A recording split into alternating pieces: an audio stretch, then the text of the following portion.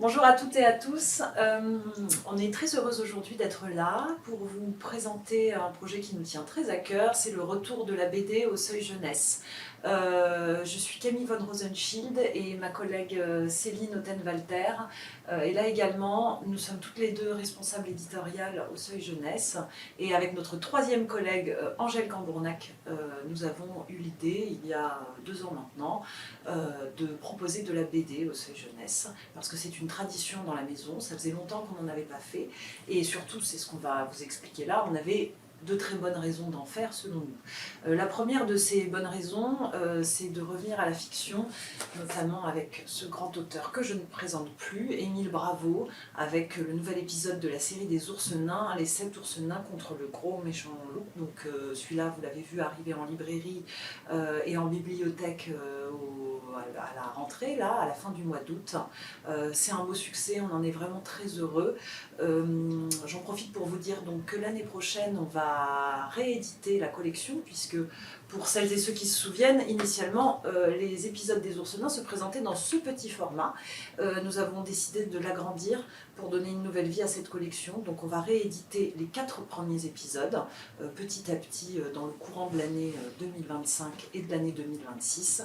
Et comme ça, ils seront tous à ce très beau format. Et on a la chance aujourd'hui d'avoir Émile Bravo avec nous qui va nous parler de ces ours qu'il aime tant et qui vous en dira donc plus de détails tout à l'heure. On aura également avec nous Grégoire Lepouquine, qui est le scénariste d'un podcast, Les Histoires Passages de la Baba Yaga, podcast qui rencontre de plus en plus de succès sur les réseaux et qui nous a donné l'idée d'une adaptation, d'un spin-off. En l'occurrence, c'est l'histoire de ce personnage qu'il va vous présenter, la Baba Yaga des contes russes, dont on va découvrir la jeunesse dans une série dont le premier tome sera à apparaître à l'automne prochain. On a la chance aussi d'avoir au dessin pour la Baba Yaga Marjolaine Leray, que je ne présente pas à tous ceux qui connaissent la jeunesse ici. C'est notamment le grand greu chez nous. Elle a un dessin absolument truculent, cocasse, qui s'accorde très bien avec le personnage dont on va vous parler plus en détail. Et la deuxième partie le deuxième aspect de ce label BD, c'est la non-fiction. La non-fiction, c'est un sujet qui nous tient très à cœur. Pourquoi ? Parce que le seuil jeunesse, c'est la petite sœur du seuil adulte, et qu'au seuil adulte, comme vous ne l'ignorez pas, il y a de grandes autrices, de grands auteurs, de grands spécialistes de sciences humaines notamment. Et il y a beaucoup de sujets de société, de politique qui sont importants, essentiels, et qu'on doit rendre accessibles aux enfants à partir de 8 ans. C'est pour ça qu'on a eu l'idée de créer ce label. Alors là, je vous montre cette collection de non-fiction, je vous montre une couverture provisoire. C'est notre format, petit format de poche broché avec des rabats. C'est une maquette en blanc. Les premiers titres dans cette collection vont sortir au printemps prochain. Et on commence avec un gros sujet, non des moindres, le racisme expliqué à ma fille de Tahar Benjeloun. C'est donc une adaptation de ce livre que vous connaissez certainement puisqu'il a vraiment traversé les années. Il est sorti en 1998. Le sujet n'est pas devenu obsolète depuis la première sortie de ce livre, loin s'en faut. Il y a vraiment des questions précises à aborder avec les enfants. C'est pourquoi on a décidé de proposer cette adaptation BD qui est accessible aux enfants dès 8-9 ans.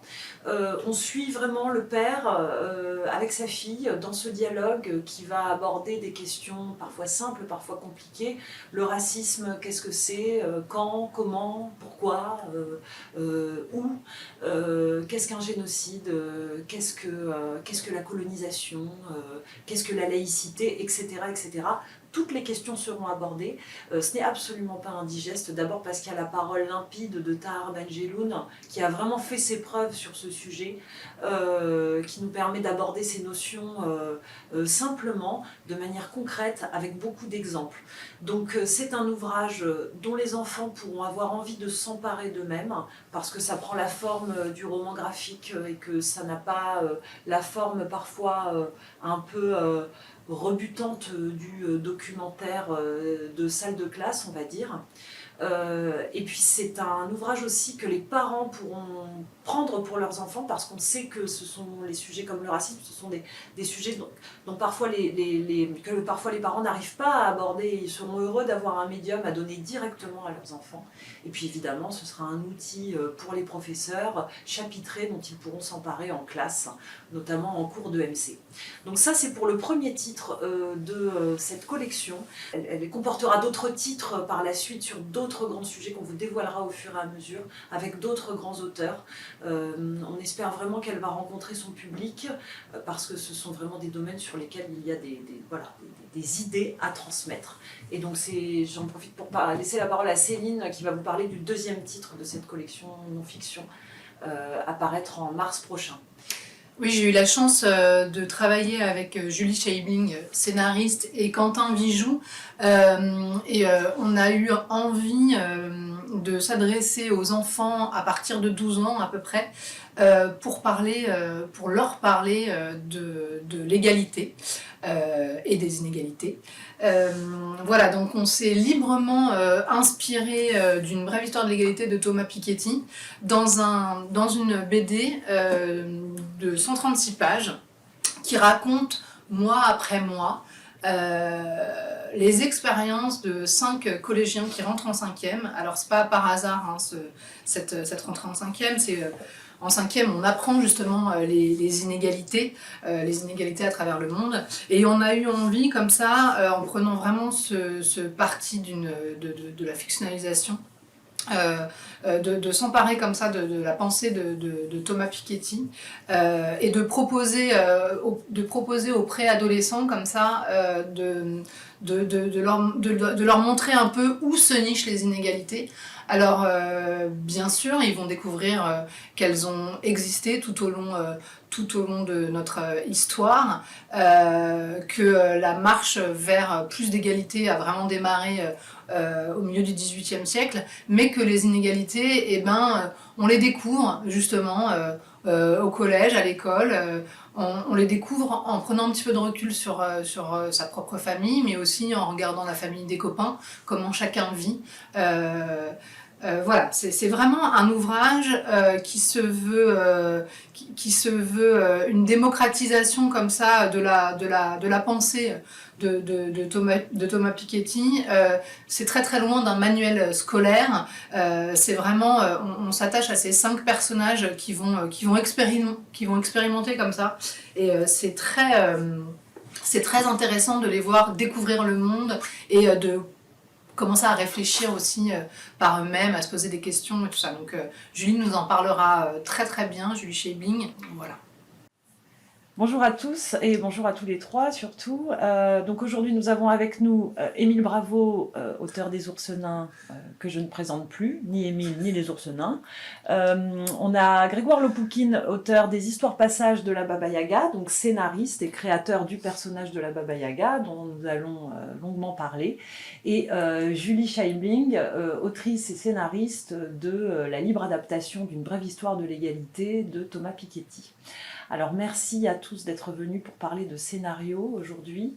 On va commencer avec toi, Émile. On ne se lasse jamais d'entendre parler des Ours Nains, dont le dernier tome est sorti après avoir été longuement attendu pendant 12 ans. Et d'ailleurs, peut-être qu'il était longuement attendu par toi aussi. Est-ce que ça faisait longtemps que tu souhaitais revenir aux Ours Nains ? Comment ça s'est fait ? Non, à vrai dire, je me pose pas la question. Comme j'étais sur un autre projet et que j'arrive pas à faire 2 choses à la fois, voilà, j'ai complètement accaparé, obnubilé par un Spirou que j'ai fait qui m'a pris 9 ans. Et puis après, pour me détendre, je me suis dit, faisons une histoire d'ours. Déjà parce que au Seuil, on m'a demandé depuis quelques années de reprendre les ours déjà. Donc on s'en a attendu, donc c'est bien. Et puis après, parce que ça avait un sens en fait. En gros, bizarrement, ça a été déclenché par bon, donc c'est ce que je fais, les histoires d'ours. Pour résumer, pour les gens qui ne savent pas, ce sont des mélanges de contes. Donc d'ailleurs, dans les 7 ours nains, on voit bien que c'est un mélange des 3 ours et des 7 nains. Donc, et là, je trouvais que il y avait un truc que je n'avais pas abordé. En fait, c'était justement l'histoire des 3 ours dans leur forêt. Et donc, ça m'a évoqué un truc Enfin, c'est l'actualité en fait qui m'a donné envie de raconter cette histoire-là. Enfin, en gros, l'actualité, c'était le conflit entre la Russie et l'Ukraine. Et donc, pour moi, c'était l'histoire de Papaos qui mangeait son fils et qui accusait le loup. En fait, je voyais une histoire comme ça. Donc, à partir de là, je me suis dit, allez, amusons-nous un peu avec ça. Et c'est vrai qu'il y a ce sous-texte dans les ours, mais tu arrives à en faire quelque chose de très très drôle. C'est quelque chose qu'on peut lire et qu'on peut ne pas lire. Et dans tous les cas, non mais c'est vrai, dans tous les cas, ça existe. Et c'est la grande force des ours nains, c'est les doubles, triples parfois, niveaux de lecture qui traversent la série. Et qui permettent d'en faire quelque chose de très familial finalement. Bah oui, enfin, c'était l'idée, déjà au début, en fait, quand j'ai fait mes premiers ourselins, c'était dans le cadre d'une collection, en fait, où il fallait éveiller les petits à la bande dessinée. Puis c'est aussi, en fait, moi je me suis dit, je me souviens, enfin, quand on m'a proposé de faire un album dans cette collection, on m'a dit, bah, fais-nous un conte. Et moi, les contes, moi, je trouvais qu'il y en avait déjà beaucoup, un de plus, un de moins, et ça ne porterait pas grand-chose. Mais en fait, finalement, je me suis dit, bah, oh, il y a peut-être un truc intéressant à faire, c'est... en gros, quand je fais une histoire, moi, c'est toujours en rapport avec mon enfance, en fait. Je pense à l'enfant que j'étais, parce que je m'en souviens très bien de mon enfance. Donc, j'essaie de raconter quelque chose qui aurait intéressé cet enfant-là. Et finalement, en fait, je me suis aperçu que quand j'étais enfant, ces contes-là, en fait, je les mélangeais déjà, enfin, parce qu'il y avait beaucoup de princesses, de princes, de fées, et tout ça, on retrouvait toujours un peu les mêmes éléments. Et donc, je me suis dit, bah, je vais faire... je vais me mettre dans la tête de cet enfant et je vais continuer à mélanger ses contes pour créer des nouvelles histoires. Et l'adulte que je suis disait à l'enfant, bon bah, on va mélanger tout ça et on va finalement recycler ces contes-là pour raconter des histoires qui sont plus contemporaines, qui parlent plus de notre société. Donc voilà, c'était un petit peu l'idée, c'était voilà, de toujours construire des histoires pour les enfants et lisibles par les adultes aussi. Parce qu'il y a aussi le phénomène de, je ne sais pas si vous avez été babysitrice, si vous avez fait ça, babysitter, je ne sais pas comment on dit, mais des fois je me souviens quand ça m'est arrivé de faire ça et quand je lisais des histoires aux enfants, en fait souvent c'est des histoires quand même assez soporifiques. C'était sans doute fait pour ça, pour endormir les enfants, mais le problème c'est que moi ça m'endormait moi. Et je trouvais que c'était... ce serait sympa en fait, de créer en fait, ces histoires qui sont visibles à différents degrés, en fait, qui font rire aussi bien les adultes que les enfants, et chacun ayant leur lecture. Un petit peu comme je dis souvent, je parle de bande dessinée en prenant comme modèle Goscinny, avec ses différents pareils degrés de lecture où on a, justement en me rappelant mon enfance, quand mon père me lisait un Goscinny, il riait des passages où je ne comprenais pas et je lui demandais ce qui le faisait rire et il me disait bah, tu verras ça plus tard et je trouvais ça génial parce que c'était mon livre et il prenait autant de plaisir que moi et qu'en plus il y avait un trésor là-dedans à découvrir plus tard. Bon, bref. Donc c'est un peu la même idée avec les ours et puis voilà quoi, c'est de m'amuser en fait finalement avec tous ces petits personnages de mon enfance, tous ces petits personnages de contes et puis voilà quoi, de faire une histoire pour tout le monde et puis encore une fois qui parle de notre société à nous quoi. Le trésor à découvrir, c'est Poutine du coup. Ça, alors c'est pas vraiment orienté comme ça mais c'est symbolique en fait. Bah, comme en gros mes ours nains, ils sont très mignons, ils sont sympas mais ils sont complètement cons en fait. Et enfin c'est vraiment ça, c'est des crétins. Et bon c'est pas des lapins crétins, c'est pas ça. C'est des... Enfin, en fait, ils ont des comportements ils sont très naïfs. Parce que c'est des enfants, en fait. Il ne faut pas dire que les enfants sont mais en fait, ils ont, voilà, ils ont leur logique, en fait, une logique en fait, assez limitée. Et en fait, c'est une métaphore de ce qu'est l'humanité. On est mignons, tout ça, mais on est complètement idiots. Eux, c'est pareil, ils sont entourés d'un monde merveilleux, un monde féerique, mais en fait, ils ont peur. En fait, quand ils sortent de chez eux, ils sont un peu... vérifier. Tout ce qui les intéresse finalement, c'est de travailler à la mine, de manger et dormir. Donc c'est tout. Et le reste, ça les fait un peu peur. Ça leur fait un peu peur et c'est ce que ça raconte en fait à chaque fois. En fait, c'est comme ça les déstabilise en fait, la féerie de ce monde-là, de tous ces contes. Donc moi je trouve ça, voilà, pour moi c'est je sais pas, c'est vraiment la métaphore de notre monde. on n'arrive pas à voir que tout est merveilleux, que on vit, donc on a une chance incroyable de vivre, qu'on vit sur cette planète elle-même au fin fond, qui est là au milieu d'un univers infini. Et nous, ça n'arrive pas. On pense qu'il faut se lever tôt le matin pour aller bosser. Ce qu'on nous propose, en fait, le choix de vie qu'on nous propose est tellement absurde que voilà, c'est consternant, mais à la fois, il vaut mieux en rire. C'est ce que j'essaie de faire justement avec les ours. Et alors, c'est vrai que les contes, à chaque fois, ça offre un très bon terrain de jeu pour aborder toutes ces questions-là. Et je pense que Grégoire, ce que tu as fait avec la Baba Yaga en est un bon exemple. Est-ce que tu pourrais nous parler un petit peu de la manière dont tu as créé ce personnage, hein, et je te voyais acquiescer à certaines choses que disait Émile tout à l'heure. Je pense que tu as été inspiré un peu de la même manière aussi par ton enfance. Ouais, j'ai beaucoup de choses qui me plaisent bien dans ce que tu dis. Parce que j'ai beaucoup souri dans ton dos là, et dans le bon sens du terme. Non, la Baba Yaga, c'est la même chose. Moi, je me suis inspiré des contes de mon enfance, qui étaient des contes slaves, des contes russes, des contes de tout l'univers slave. Et la Baba Yaga, elle est au centre de ce panthéon-là.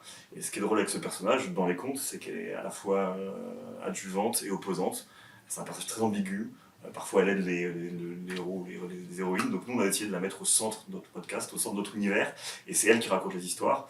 Et du coup, en les racontant, elle fait un petit peu comme toi, elle les mélange, elle les change, elle les rend plus actuelles, sans vraiment forcer le trait, mais le premier épisode, c'est de la princesse grenouille, qui est un conte qui existe dans toutes les traditions du monde, jusqu'en Australie. Ça se termine normalement par des épreuves que le prince fait pour libérer la princesse de sa malédiction, puis eux, ils décident, sur les suggestions de la Baba Yaga, de plutôt aller vivre en grenouille dans le marais et de ne rien faire du tout de leur journée, parce que c'est beaucoup plus marrant comme ça.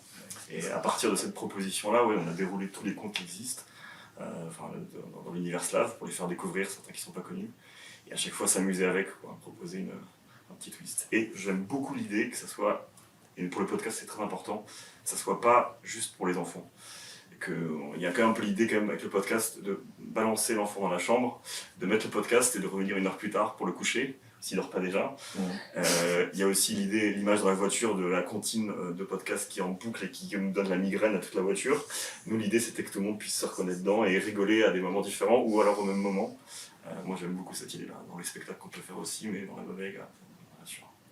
Alors je précise, pour ce qui concerne la Baba Yaga, donc, que c'est un podcast au départ, qui est absolument tordant, que je vous invite à écouter, qui est diffusé sur toutes les plateformes. On mettra la référence pour que vous puissiez le découvrir.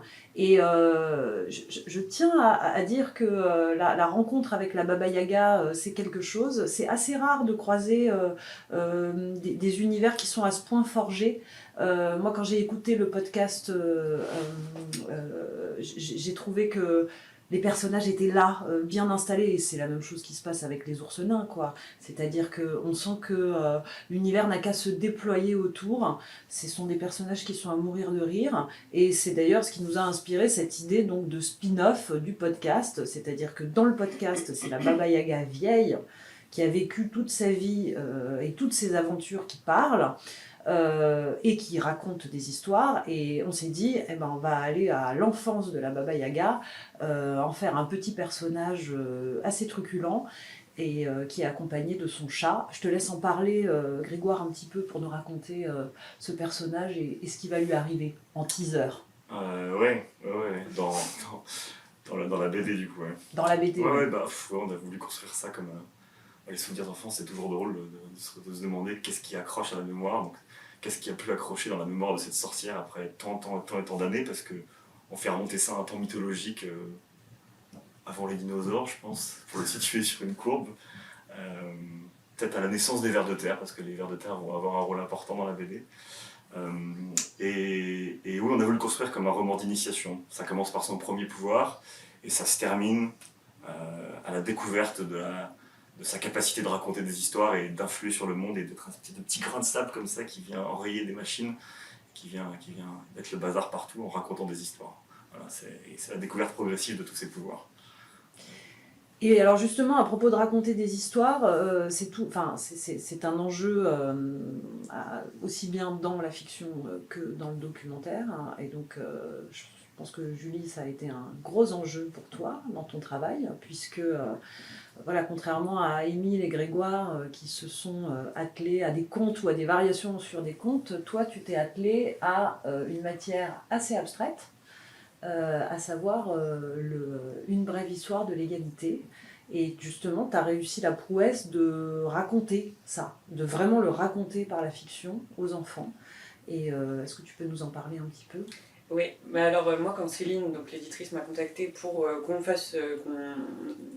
travaille à partir d'une brève histoire de l'égalité, j'ai eu cette matière entre les mains, qui était quand même une matière un peu âpre, en tout cas à adapter pour des enfants. Et du coup, je me suis dit, comment on va faire pour que ce soit à la fois documentaire et en même temps que ça puisse parler à des pré-ados, puisque l'idée c'est qu'on s'adresse à des collégiens, 6e, 5e en gros. Et je me suis dit, je ne vois pas d'autre alternative que de faire une fiction pour semer des graines en fait sur ces idées d'égalité, d'inégalité. Et Une brève histoire de l'égalité, c'est quand même un des livres de Piketty, je pense, les plus historiques, donc on n'est pas forcément que sur du concept économique non plus. Et on a réfléchi ensemble pour créer en fait aussi une histoire dans laquelle des situations économiques allaient se traduire dans des situations très concrètes, dans des relations d'amitié, d'amour, de collégiens, et que on passe par des sentiments, par des émotions, qu'on passe pas par des concepts justement, qu'on ne soit pas sur l'histoire de l'IDH ou du PIB ou des indicateurs sociaux économiques, mais que par des histoires de jalousie, on comprenne en fait toutes les questions ou problèmes que peuvent poser l'héritage, la reproduction sociale, etc. et qui à ces âges sont un peu indicibles, sur lesquels il est dur de mettre des mots. Et donc, voilà, c'est comme ça qu'on a commencé à travailler en fait. Et puis le dessinateur Quentin Vijoux était aussi très très partant pour qu'on fictionnalise au maximum. Donc on a essayé, contrairement à ce qui se fait beaucoup en sciences sociales, de faire quelque chose de pas pédago ou de pas trop... l'idée c'était pas qu'on tienne nos lecteurs par la main, c'était vraiment qu'on raconte une histoire et que les lecteurs soient plongés dans cette histoire. Et je pense que notre défi c'était un peu de se dire, en librairie on aimerait que ce soit pas que des parents qui aillent vers ce livre pour transmettre des idées économiques à leurs enfants et globalement du coup pour prêcher aussi potentiellement que des convaincus. L'idée c'était que des enfants puissent avoir envie de se dire « Ah ok, ça raconte des histoires de notre âge, allons-y ». Les 5 personnages qu'on va suivre sont des personnages extrêmement attachants. Voilà, de plein de façons. Et ça, comment tu l'as... J'imagine que c'était voulu. Comment tu as réussi à le créer, justement Comment tu as pensé tes personnages, en fait? Parce que on a travaillé ensemble pendant des mois et des mois, avec des réunions comme ça, semaine après semaine, et on a vraiment travaillé main dans la main, et je sais que tu as par exemple beaucoup entendu d'enfants. Oui, c'est vrai, j'avais oublié ce moment du travail, mais au début je suis allée avec mon petit Zoom H5 interviewer des enfants en fait, de cet âge-là, déjà rien que pour entendre la manière dont ils parlent, pour être dans un truc pas trop déconnecté et pas des textes d'adultes pour enfants, puisque même les manières de parler évoluent, et même si moi aussi j'écris en fonction de l'enfant que j'étais, je pense qu'il y a quand même des choses qui ont changé et qui bougent. Et ensuite, j'ai travaillé de manière très scolaire et très méthodique. On a fait ensemble un tableau où on a repris vraiment chapitre par chapitre les idées principales de Piketty. Je me rappelle, il y avait 3 colonnes. La deuxième, c'était comment je pourrais transposer ça en images, visuellement. Donc, je sais pas, si on parle de la déconcentration de la propriété, on va traduire ça par des logements différents chez chaque enfant. Et ensuite, j'allais mettre ça en situation, par exemple, les 2 jumelles qui viennent d'un milieu un peu privilégié, c'est elles qui accueillent tout le temps les copains, alors que eux, réciproquement, pas forcément, parce qu'ils n'en ont pas les moyens ou les conditions matérielles qui rendent ça possible. Donc, l'idée, c'était de travailler de manière assez rigoureuse quand même pour qu'on retrouve la pensée de Piketty et sa matière initiale, mais qu'en même temps ce soit vraiment... que les enfants ne puissent pas voir ça quelque part. Oui, et puis moi je me souviens d'une anecdote qui nous a tous fait rire. on s'est rendu compte, en fait c'est pas forcément très drôle, mais on s'est rendu compte que les enfants, à la tranche d'âge qu'on vise, c'est-à-dire 6e, 5e, les pré-ados, ne se rendent pas compte à quelle catégorie sociale ils appartiennent. Ouais. C'est-à-dire que les gens, des enfants qui sont issus d'un milieu très favorisé, ne se rendent absolument pas compte qu'ils sont très favorisés. Et ça a été aussi un point de départ, je trouve, d'une réflexion qu'on a pu mener ensemble de comment on peut faire, à partir de cette matière de Thomas Piketty, on s'en est, alors je ne veux pas dire qu'on s'en est beaucoup éloigné, hein, mais d'une certaine manière, tu t'en es imprégné, mais tu offres autre chose. Je pense que c'est vraiment, quand tu parlais de distiller comme ça des petites... moi, j'ai vraiment l'impression qu'on plante des petites graines. C'est-à-dire que, tiens, là, on s'arrête un tout petit peu sur cette pensée. Tiens, comment tu te situes, toi, d'un point de vue de richesse. Tiens, interroge-toi, tes parents sont propriétaires, pas propriétaires. Voilà, il n'y a jamais de condamnation, de jugement, pas du tout. Ouais, l'idée c'était quand même, après le tableau un peu scolaire que j'ai fait des fiches de personnages et je me suis dit, il faut évidemment que je trouve des façons pas trop manichéennes de présenter les choses et c'est des enfants, ils n'ont pas choisi le milieu dans lequel ils évoluent. L'idée c'était plutôt de réfléchir à d'où on vient quoi, et savoir se situer. Et en effet, tous les enfants, on va dire globalement privilégiés, dont j'ai fait partie, hein, qui étaient interrogés, qui avaient peut-être 12 ans, disaient moi classe moyenne, alors qu'ils avaient pour la majorité une ou plusieurs résidences secondaires, bref, ils appartenaient quand même à un univers qui avait de la chance. Et je me suis dit, et c'est pour ça qu'on a créé les personnages des deux jumelles, qui sont deux des personnages principaux, pour aussi essayer d'apporter de la nuance, quoi. C'est des persos, même si ils viennent d'un même milieu familial, elles vont pas réagir de la même façon. Comment ? D'un même œuf, même. Ouais, voilà, et elles vont pas, et les parents eux-mêmes ne sont pas exactement les mêmes. Voilà, donc j'ai essayé de travailler assez finement les personnages pour pas qu'on entre dans des caricatures. Et puis aussi que les liens qui se tissent entre les personnages, que ça bouge, qu'il y ait du mouvement, qu'il n'y ait pas. Je sais pas, c'est pas de manière un peu schématique les riches qui tombent amoureux des riches, quoi. Enfin, c'est même plutôt tout l'inverse. Et puis il y a de l'attraction, de la répulsion, de la jalousie. Et je trouvais que le sentiment de jalousie pour moi était hyper important parce que je pense que c'est des âges où on se rend pas forcément compte des inégalités économiques ou sociales, c'est pas comme ça que ça se traduit. Mais autour de la jalousie, il y a plein de choses, je pense, qui ne se disent pas. Et la jalousie est à mon avis un sentiment qu'on apprend beaucoup à réfréner, qu'on nous apprend petit à condamner, quoi. Vous êtes jaloux, non c'est pas bien, c'est un mauvais sentiment, alors que la jalousie est un sentiment hyper légitime et souvent, dans les cas en tout cas qu'on a essayé de raconter, c'est dû à des choses qui s'expliquent, qui se justifient, à des inégalités, des injustices, et du coup je pense que faire passer ces idées-là par ces sentiments-là, ça va parler de manière plus universelle que si je parlais de concepts économiques. Et d'ailleurs, même pour des adultes, je trouve ça souvent plus convaincant de ne pas amener les choses de manière trop didactique et que ça s'incarne dans des histoires et des personnages. Oui, puis on a un petit peu évacué ça en décidant de mettre à la fin un glossaire, voilà, pour avoir des définitions très précises de certains mots, et puis des questions-réponses. L'idée quand même de cette branche non-fiction, c'est que ce soit un outil pour les prescripteurs, hein, les bibliothécaires, les instituts, pour que ce soit vraiment utilisé dans les écoles. C'était notre but. En 5e, on étudie les inégalités en géographie. Bon, l'idée, c'est vraiment ça, c'est que ça puisse être utilisé et tout ça. Et justement, on se posait la question du niveau de langue. On a beaucoup discuté ensemble. Moi, j'étais très rétive à des choses trop marquées dans le temps, des expressions. On se rappelle de claquer au sol, hein, que j'ai refusé. Voilà. Non, mais cette question-là de attention, ne marquons pas trop cette BD dans le temps. Pour que dans 20 ans on puisse la lire avec la même appréciation. Oui, en effet, je pense que ça c'était des équilibres à trouver, que cette BD elle puisse être lue dans 10 ans de la même façon et que les niveaux de langage n'aient pas trop changé entre temps.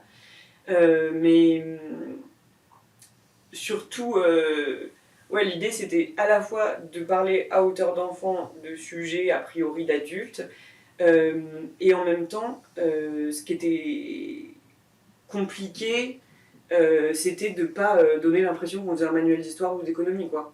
Enfin, fallait quand même, encore une fois, raconter une histoire et que ça passe par de la fiction.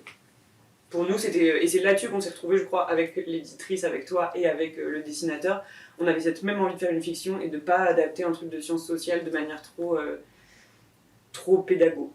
Alors, je vais vous poser une question à tous les trois, question très générale mais essentielle, il me semble. Pourquoi vous avez eu envie de vous adresser aux enfants? Alors, Julie, par exemple.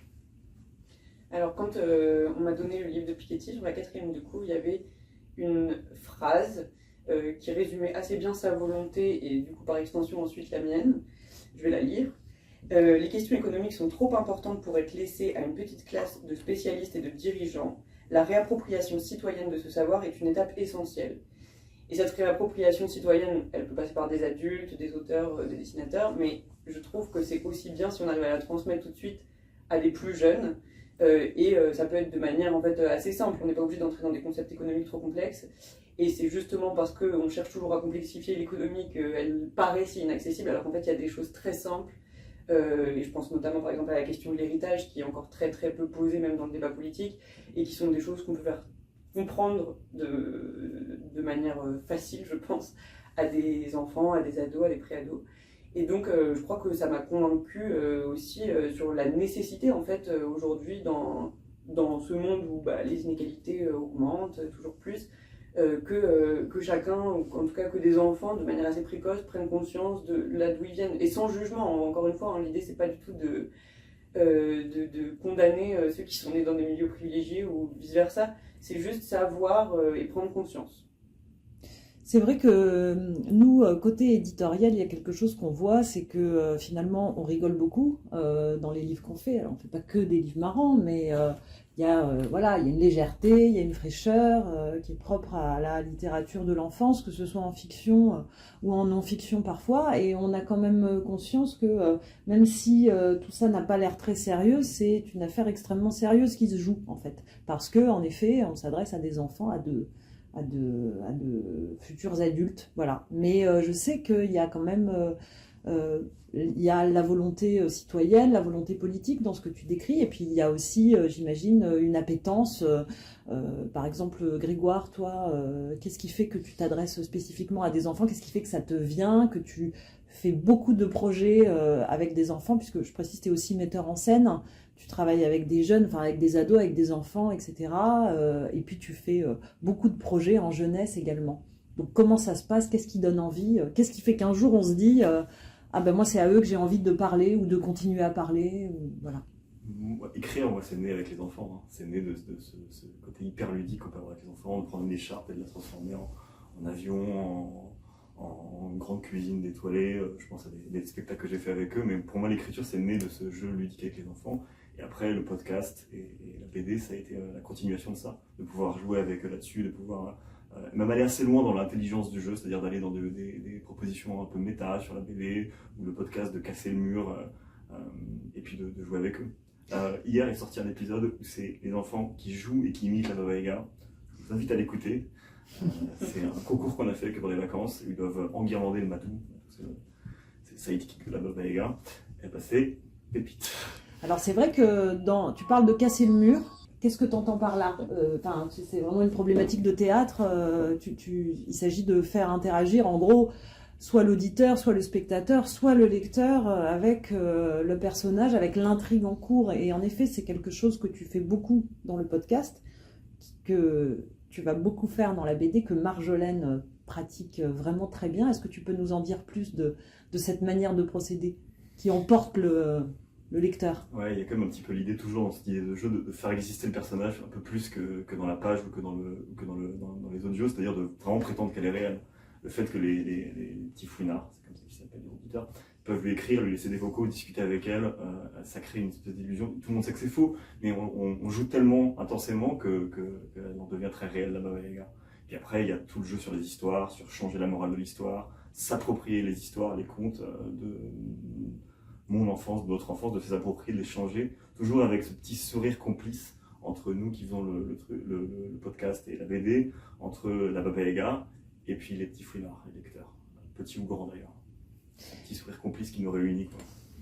C'est vrai que la particularité de cet univers, c'est aussi que c'est un univers qui mélange les médias, quoi. C'est-à-dire que il y a le podcast, il y a la BD. Dans la BD, il y aura des QR codes qui permettront d'accéder à des morceaux d'audio, c'est-à-dire que la Baba Yaga, elle a vraiment ce côté je suis partout, tout le temps, je peux surgir à n'importe quel moment, je peux entrer en interaction en effet avec les lecteurs, avec les auditeurs, en leur proposant des jeux et les auditeurs répondent. Donc il y a vraiment tout un univers qui se met en place. Et en effet, c'est un univers très ludique. Et c'est pour ça d'ailleurs que je trouve personnellement de nombreux points communs entre l'univers de la Baba Yaga et l'univers des ours nains, parce qu'il y a toujours cette logique extrêmement ludique, ce qui me permet une excellente transition, Émile, pour te demander aussi pourquoi toi tu as eu envie d'écrire pour les enfants. Alors déjà, deux choses. Moi j'ai envie d'écrire pour les enfants comme je le disais parce que je me souviens bien de mon enfance, de qui j'étais quand j'étais enfant et en fait et j'avais des problèmes existentiels. C'est vrai, on peut avoir des problèmes existentiels très très tôt. Et je me demandais ce que je faisais en fait dans ce monde, pourquoi j'étais né, voilà, rien. Et j'avais beaucoup de questionnements et j'avais pas de réponse. Les adultes me donnaient à cette époque-là, me donnaient très peu de réponses aux enfants. On n'était pas vraiment considérés. Donc en fait, je me souviens que le peu d'adultes qui me parlaient normalement, en fait, je les prenais vraiment en considération. C'est des gens qui m'ont construit. Et donc je me suis dit, mais ça c'est essentiel. Donc en fait, il faut continuer à faire ça, à transmettre aux enfants en leur parlant de choses qui me paraissent, moi, essentielles pour aussi pour se construire, pour affronter le monde qui les attend. Et donc voilà, moi je trouvais que c'était très important de parler de... Voilà, moi j'ai fait une série qui s'appelle Les épatantes aventures de Jules, ça parle de je sais pas, de la théorie de la relativité, ça parle de la mort, ça parle de la notion de Dieu, enfin, ça parle enfin, c'est vraiment des problèmes existentiels, quoi, qui me troublaient quand j'étais enfant. Et c'est bien d'en parler avec beaucoup d'humour, parce que je pense que c'est une très bonne pédagogie, l'humour. Et puis après, moi, en ce qui concerne les contes, c'est un petit peu la même chose, comme je disais tout à l'heure, en fait, c'est de raconter des histoires, en fait, retrouver comment dire, la racine en fait du conte. C'est-à-dire le conte au départ a été inventé au XVIe, plutôt au XVIIe ou au XIXe siècle. Enfin, c'est depuis toujours en fait dans toutes les civilisations évidemment. Mais évidemment, je pensais à Perrault et à Grimm. Mais partout il y a des contes pour enfants, mais justement qui sont faits en fait pour les préparer au monde qui les attend. Je dis souvent que le petit Pousset, tout ça, quand j'étais petit, je trouvais ça terrorisant en fait, des parents qui abandonnaient leurs enfants. On sait les Gretel, un peu la même chose. Je trouvais ça horrible et je me disais, mais comment c'est possible en fait de raconter des... Est-ce que c'est possible de regarder... Du coup, je regardais mes parents un petit peu avec suspicion, je me disais, mais vous êtes capable d'abandonner les enfants, enfin vos enfants comme ça? Et en fait, sans comprendre qu'à cette époque-là, oui, c'était possible en fait, quand il y avait des grandes familles, d'abandonner ses enfants. Bon bref, on les préparait. Et je pense qu'aujourd'hui, les contes devraient continuer en fait à nous préparer à comprendre le monde d'aujourd'hui, qui n'est pas moins dur en fait. Donc je trouvais ça intéressant. Puis un dernier point, c'est que par rapport à ce que tu disais, je suis tellement d'accord en fait. C'est par rapport à la création en fait. Tu parlais du monde de l'enfance, du jeu. Et moi je dis souvent, c'est normal de s'adresser aux enfants quand on est créateur, parce que encore une fois, créer c'est un mot d'adulte et que les enfants ont le même terme en fait, mais ça s'appelle jouer. Et que quand on est gamin, on joue tout le temps, on crée tout le temps, on s'imagine tous les mondes possibles. On est vraiment, on est inspiré par la vie et par l'imaginaire. Et ça crée énormément d'histoires, il y a une liberté totale. Et que malheureusement, on nous dit, de la même façon qu'on nous dit à 10 ans, il faut arrêter de dessiner, maintenant il faut pour écrire, on passe à autre chose sérieuse, au moment d'arrêter de jouer. Et c'est bien dommage parce qu'on tarit tout l'imaginaire en fait de l'humain. Et après les humains grandissent et voilà des adultes qui créent et se disent oh, mon Dieu, mais qu'est-ce que c'est? C'est un don divin que tu as. Non, c'est juste qu'on n'a pas arrêté depuis l'enfance, c'est tout. C'est pas très compliqué. Aussi bien la création que le dessin, enfin, de jouer. Quoi. On s'amuse. Et il vaut mieux s'amuser dans ce monde-là parce que c'est tellement ce monde qu'il vaut mieux prendre beaucoup de recul et, voilà, et continuer à s'amuser. Moi, pour rebondir sur cet aspect justement de la création, de l'imaginaire et de pourquoi on s'adresse à des enfants et pourquoi c'est aussi hyper attrayant pour un auteur ou un dessinateur d'aller dans ce monde-là et vers cet univers jeunesse, c'est que les enfants ont aussi cette simplicité de dire les choses parfois et les plus grandes évidences, et que je trouve ça génial justement pour moi là sur un terrain économique d'aller d'aller investir ce qu'il y a de plus évident en fait. Et qu'on a complexifié et qu'on rentrait savant, etc. Alors qu'en fait, plus c'est évident, plus... En fait, c'est le bon sens humain. Exactement. Le bon sens Plus humain, c'est universel. ça commence très petit, en fait. Et les enfants ont ce mérite, je pense, d'être très sincères, et donc ils peuvent se dire des choses parfois très cruelles, et sur les inégalités économiques aussi, qu'on se dit plus au bout d'un moment. Qu'on se dit plus parce qu'on a évolué dans des milieux sociaux qui font qu'on a appris à bien se tenir et à dire les bonnes choses et à pas... Alors que là, on peut aussi jouer avec ça, quoi. Avec ce niveau de langage, de sincérité. Et voilà, je trouve ça aussi très amusant et jubilatoire presque de retourner à cet âge-là et de retrouver ce langage-là et cette honnêteté. Bien sûr. Oui, puis on s'aperçoit que les enfants, on s'est aperçu de ça aussi, que les enfants sont assez exempts finalement de préjugés, d'idées reçues et tout ça. Donc c'est très... réjouissant de s'adresser à eux. Ils ne sont pas formatés encore, c'est ça. Et justement, dans le genre personnage qui ne surveille pas son langage, je pense qu'on a un bon exemple avec la Baba Yaga. Est-ce que tu peux nous dire un peu comment se passe justement la création de ce personnage en termes de jeu, notamment? Oui. Tout ça, il y a beaucoup de choses, et puis ça nous rappelle, ça nous met des liens avec le théâtre, puisque on vient directement de ça. Ça a d'abord été un personnage d'un spectacle il y a assez longtemps, Baba Yaga. Donc elle vient du jeu, elle vient de l'improvisation, elle vient de ce rapport très direct au monde, qui est très de l'instant en fait. Les préjugés, on les laisse tomber puisqu'on est dans l'instant. Donc les préjugés, c'est une habitude, c'est des mauvaises habitudes qu'on prend, que les enfants finissent par prendre pour devenir des adultes aigris, mais notre instinct naturel, c'est dans le jeu. Et la Baba Yaga, elle se crée vraiment là-dessus, et que ce soit dans la BD ou dans le podcast, elle se fait dans cet aller-retour entre donc, mon complice qui fait la voix et qui réalise, qui s'appelle César Forget, et qui fait depuis 3 ans une masterclass à la voix de Baba Yaga. Et c'est une espèce d'aller-retour entre l'écriture où on reprend, où les improvisations viennent nourrir l'écriture et les concepts qu'on met en place dessus. Et puis voilà, ça ressemble, on pourrait parler de création comme un acte sacré. Les muses viendraient toucher le berceau. Quoi. C'est le 19e siècle qu'on a. Non, c'est juste de la déconnade. Oui, exactement. C'est faire une bonne déconnade. Et puis les blagues viennent nourrir l'écriture. Et puis les gens vous demandent, mais de quoi est-ce que vous avez eu cette idée géniale? On avait plutôt un coup de trou et voilà, on a rigolé. Et puis voilà comment ça s'est passé. Quoi. En ce moment même, on est en résidence. Là, je suis revenu pour ça à Paris. On est en résidence un petit peu en Île-de-France, fin fond de l'Île-de-France. Et c'est vraiment dans cette ambiance comme ça de déconnade entre copains que se créent les choses. Quoi. On joue. C'est parfait. Ouais, et puis quand on laisse pas parler les enfants aussi, parce que quand je pense avoir fait un peu comme toi sur aller les interviewer, aller à la rencontre, et par exemple moi je me rappelle d'avoir demandé à plusieurs enfants c'est quoi vos vacances rêvées à tous. Et en fait, ils me répondaient Dubaï, aller nager avec des requins, et que des trucs qui te font sourire. En fait, nous, on répondrait jamais ça, on répondrait des trucs hyper sérieux. Et d'ailleurs, ils sont sérieux, ils sont très sincères quand ils disent ça, mais tout de suite, du coup, tu te dis, ah ouais, ok, leur imaginaire et leurs envies, c'est ça. Et en fait, tu vas ailleurs que là où tu irais avec toi-même, qui serait sûrement moins intéressant. Et justement, je trouve que Julie, tu as fait ce travail-là un peu double, c'est-à-dire un vrai travail de scénarisation d'une matière sérieuse. Et puis, d'un autre côté, tu as aussi tissé une histoire complètement imaginée avec tous ces liens entre ces enfants. Et c'est vrai que, je sais pas si tu m'arrêtes si je me trompe, mais je trouve qu'on a grandi, nous trois, donc Quentin, l'illustrateur, toi et moi, on a vraiment passé du temps avec eux, on a appris à les aimer, parfois